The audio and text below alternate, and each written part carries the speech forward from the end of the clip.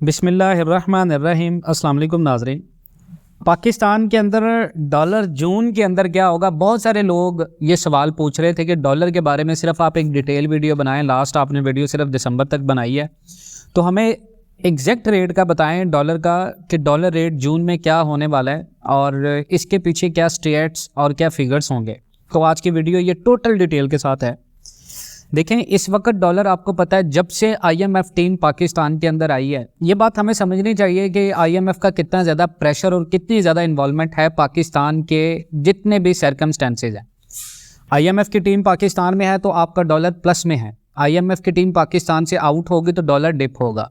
लेकिन यहाँ पर एक काबिल ज़िक्र बात यह है कि आईएमएफ पाकिस्तान के अंदर आ गया, उसके बाद आपने इसराइल की जंग भी देखी। इसराइल और फ़लस्तीन की जंग में पाकिस्तान बिल्कुल न्यूट्रल रहा। पाकिस्तान ने कोई इतना बड़ा स्टैंड नहीं लिया उसके ऊपर, जिसकी बेस के ऊपर आपको ये भी चीज़ आइडिया होगा कि मुज़ाकरात भी अब अच्छे चल रहे हैं। आईएमएफ की टीम उस तरह लकीरें भी नहीं निकलवा रही पाकिस्तान की। ये मैं आपको हकीकत बता रहा हूँ। गोल्ड भी स्टेबल है, गोल्ड मार्केट जो माफिया था वो बहुत बहुत बहुत बहुत ज़्यादा रेट को ऊपर लेकर जा रहा था, वो भी आज स्टेबल है। 2,13,000 14,000 तक पीस रेट खड़ा हुआ है पिछले 2 हफ्तों से। 2,13, 2,16, 2,18 तक गोल्ड पाकिस्तान के अंदर चल रहा है। इन्फ्लेशन रेट की अगर आप देखें, मीडिया के अंदर आप आकर देखें, इन्फ्लेशन रेट को ऐसे कम किया जा रहा है कि जैसे पाकिस्तान दुनिया का सबसे सस्ता तरीन मुल्क है, यानी इस मुल्क में सबसे ज़्यादा सस्ती चीज़ें आपको मिलती हैं। लेकिन जब आप रियलिटी के अंदर आते हैं तो आप देखें, फार्मेक्चुअल चीज़ों को देखें तो वो महंगी है। जितनी इंपोर्टेड बेस आप आइटम्स को देखेंगे पाकिस्तान के अंदर वो ऐसे ही महंगी है। उसमें अगर थोड़ा सा भी अगर उसमें जो कमी आई थी वो अब डॉलर प्लस होने की वजह से, आप सरिये को देखें, आप स्टील को देखें, आप उसके साथ इलेक्ट्रॉनिक्स चीज़ों को देखें, मोबाइल प्राइसेस को देखें, हर चीज़, कोई भी चीज़ इतनी ज़्यादा नीचे नहीं गिरी। थोड़ा सा 2 से 3 हज़ार रुपये का फ़र्क पड़ा था, लेकिन वो अब डॉलर बढ़ना स्टार्ट हो गया, तो वो फिर वैसे ही होने जा रही हैं। अब पाकिस्तान में बिलियन डॉलर्स भी आ रहे हैं, बहुत सारी स्टेटमेंट्स आ रही हैं कि 25 बिलियन डॉलर की इन्वेस्टमेंट आ रही है। अरब अमारात की कोई कंपनी है जो पाकिस्तान में इन्वेस्टमेंट करेगी, सिर्फ ये ऐलान किया। तो इस ऐलान की बेस पे आप देखें तो आप कह सकते हैं स्टॉक मार्केट में इस तरह के र्यूमर्स आपकी स्टॉक मार्केट को बिल्कुल ऊपर ले जाते हैं, जिस तरह पाकिस्तान के स्टॉक मार्केट 55,000 पॉइंट्स के साथ बिल्कुल ऊपर चली गई। तो यहाँ पर काबिल ज़िक्र बात यह कि तजारती खसारा भी कम होकर बहुत सारा पाकिस्तान का तजारती खसारा भी कम हो गया। उसमें करीबन 5 अरब का जो है वो गैप जो है वो कम हुआ। अब वो कैसे कम हुआ है? वो ऐसे कम हुआ है कि 1,675 अरब रुपये सिर्फ डॉलर की कीमत कम होने की वजह से पाकिस्तान के कम हो गए कर्जे। लेकिन सवाल यहाँ कुछ ऐसे हैं कि बहुत सारे लोग ये सोच रहे हैं कि डॉलर 250 रुपये हो जाएगा। क्या ऐसी पॉसिबिलिटीज़ हैं? हमने भी आपको कहा था कि 220 230 तक आएगा डॉलर, और आज भी मैं उसी बात के ऊपर कायम हूँ। लेकिन ये लॉन्ग टर्म की इन्वेस्टमेंट है, लॉन्ग टर्म के बाद ऐसा होगा। यहाँ पर बहुत सारे लोग नेगेटिव कमेंट करने आ जाते हैं, उनको कॉन्सेप्ट नहीं समझ आता। तो मैं कॉन्सेप्ट क्लियर करने आपको ये वीडियो बना रहा हूँ कि डॉलर 250 230 के दरमियान में आना है। लेकिन ऐसा नहीं है कि हमने ये वीडियो बनाई और 10 मिनट के बाद आप जाकेंगे या 10 दिन के बाद आप देखेंगे डॉलर ऐसे हो जाएगा। बिल्कुल ऐसा नहीं है। आपके मुल्क के अंदर इलेक्शन होना है, इलेक्शन की पॉसिबिलिटीज़ अब फेब के अंदर है। अब फेब के अंदर अगर इलेक्शन होता है तो पाकिस्तान में अगर आप पॉलिटिक्स पॉइंट ऑफ व्यू से देखें तो आपके मुल्क की सबसे बड़ी लीडरशिप कैद में है। तो लोग अब, क्योंकि डेफिनेटली कहीं ना कहीं ये चीज़ है कि डॉलर अगर 230 220 तक आता है तो उसके लिए पॉलिटिकल स्टेबिलिटी का होना बहुत ज़्यादा ज़रूरी है। आप देखें, आपका पड़ोसी मुल्क इंडिया है, वो आज भी अगर इस मुकाम पर ऊपर पहुंचा है, वो दुनिया की 6 बड़ी मईशतों में अगर शामिल हुआ है तो सिर्फ पॉलिटिकल स्टेबिलिटी की वजह से। वरना इंडिया से ज़्यादा कम्पिटिटिव पाकिस्तान ज़्यादा था, हमारे पास नेचुरल रिसोर्सेज ज़्यादा थे, हमारे पास जो फोर्स थी वो बहुत बहुत बहुत ज़्यादा कैपेबल थी। हम कुछ भी कर सकते थे, अचीव कर सकते थे, और हमारे इंतज़ामी अमूर भी कोई इतने बड़े नहीं थे जिनको संभालना या जिनको कायम रखना हमारे लिए मुश्किल था। मुश्किल कैसे हुआ है कि हमारी जो सियासत थी उसने पाकिस्तान को कुचल डाला है, जिसकी वजह से डॉलर रेट पाकिस्तान के ऊपर आज बुलंदियों के ऊपर है।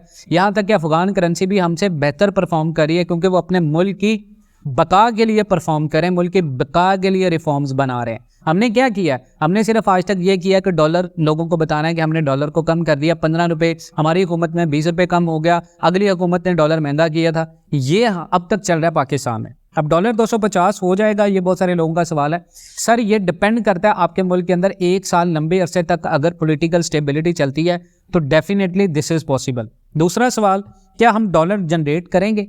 आप ये सोचें कि अगर आप पाकिस्तान में रहते हैं, आप डेली न्यूज़ भी सुनते हैं, तो कहीं से कहीं ना कहीं अगर डॉलर कम हो रहा है, हमने डॉलर की स्मगलिंग को रोका, रिकवरी की, IMF ने उसके ऊपर मुतालबा किया कि हमें बताएं स्लिप्स कहाँ पर आपकी जो आपने रिकवर की है, तो क्या कहीं से पाकिस्तान की कोई ऐसी इंडस्ट्री है जो कि बहुत ज़्यादा बूम कर रही है जिसकी बेस पे हमें डॉलर्स आ रहे हैं? डेफिनेटली ऐसा बिल्कुल नहीं है। हम सिर्फ मैनिपुलेट कर रहे हैं मार्केट को।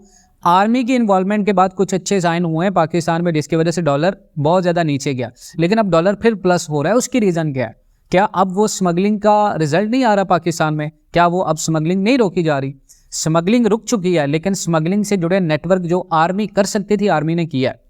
लेकिन सर यहाँ पर मजबूरी है डॉलर को बढ़ाना, क्योंकि एक्सपोर्ट्स का जो टारगेट हमने रखा हुआ है वो है 90 बिलियन डॉलर तक। यानी अगर 90 बिलियन डॉलर तक हमारी एक्सपोर्ट्स जाती हैं तो उन एक्सपोर्ट्स की बेस पे हम पाकिस्तान समेत पूरी दुनिया में क्लेम कर सकते हैं कि हम डॉलर को डी डॉलराइज करें अपनी फैक्ट और स्टैट्स की बेस पे, क्योंकि हमारी जो इकोनॉमी है वो बहुत ज़्यादा स्ट्रांग हो रही है। इन्फ्लेशन रेट 22% पर हमने मेंटेन किया हुआ है। और अगर आप कंपैरेटिवली पाकिस्तान के देखें तो इंडिया में 6-7 और बांग्लादेश में 8-9 और अफगानिस्तान में 11-12 ये इन्फ्लेशन रेट्स हैं।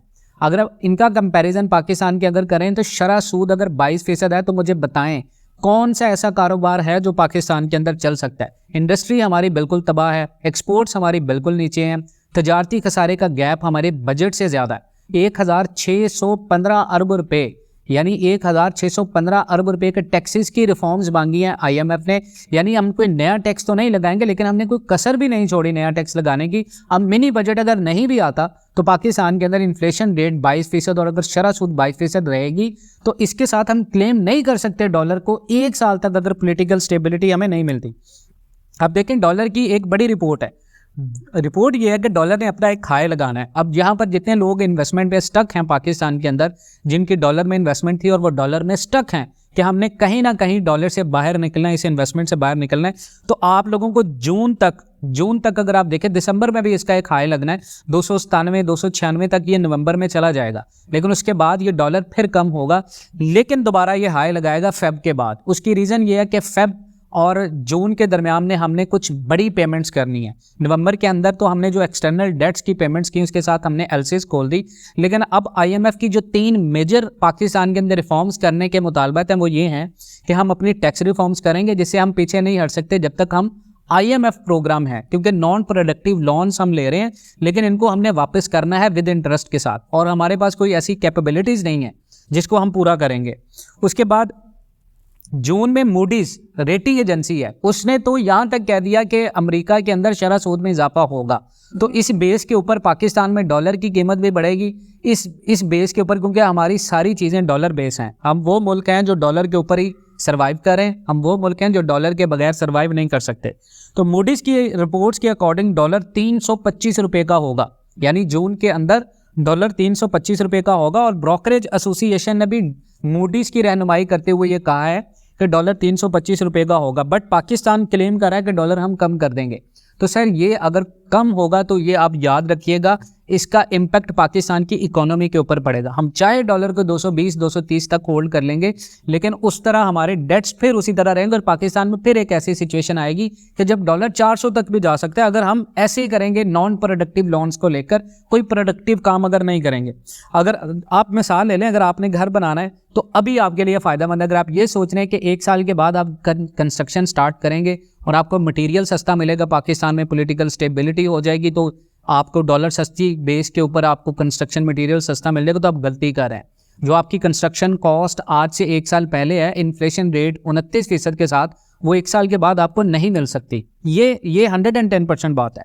अगर आपने करेंसी होल्ड की है तो अभी आप अगर उसको कैश करना चाहते हैं या तो अभी कर लें या फिर आप जून तक वेट करें। अगर आप अभी करते हैं लॉस में हैं तो आप होल्ड कर लें, लेकिन मैं आपको करेंसी चूंकि इन्वेस्टमेंट के प्रेफर नहीं करता कि आप इन्वेस्टमेंट करें।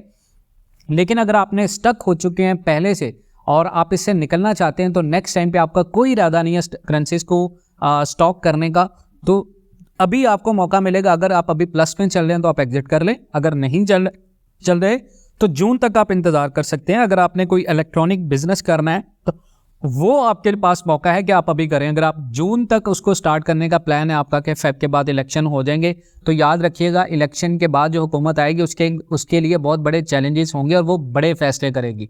और जब वो बड़े फैसले करेगी तो डॉलर को फ्री फ्लोट छोड़ना पड़ेगा आपको IMF की डिमांड के ऊपर।